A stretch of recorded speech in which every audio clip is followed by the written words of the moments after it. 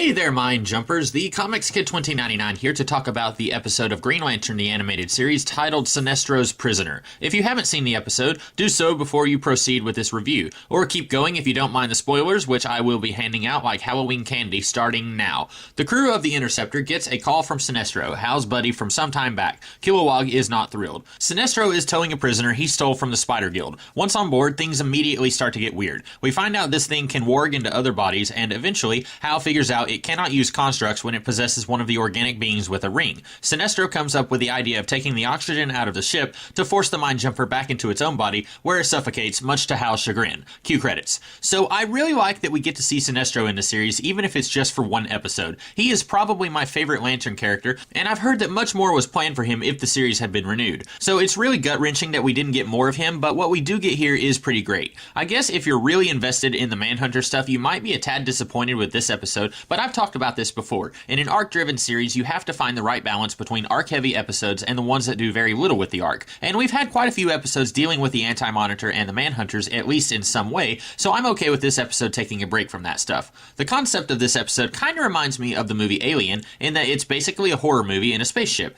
You don't know what danger lurks behind each corner, and even when you see someone you thought you could trust, you might still be in danger. I like it, but, and don't take this as an insult to this episode, I think it worked better in Alien. In 2 hours, you can really get scared as the tension rises, but in 22 minutes, things have to move pretty fast, and I don't feel as scared. And I don't think this one would have worked as a two-parter either. I do like that while Sinestro is certainly much darker than any of the other Lanterns we've seen so far, he's not outright evil. He sees a threat that has already destroyed an entire spaceship, and while we know it can't use constructs when it possesses lanterns, it could still possess a Guardian and tell another Lantern what to do and cause untold damage. Before anyone found out there was a Mind Jumper on Oa, who knows how many people would have died. So pragmatically, I totally see where Sinestro is coming from. Still, killing an unarmed man, so to speak, especially after Hal gave his word that the thing would be safe, that's pretty cold, and it's not too far of a jump to Sinestro being a pretty big threat to the galaxy on down the road. So I guess what I'm saying is I can actually see the point of view of the evil space fascist. So I'll just go ahead and volunteer my name to be put on the Owen Galactic watch list or whatever.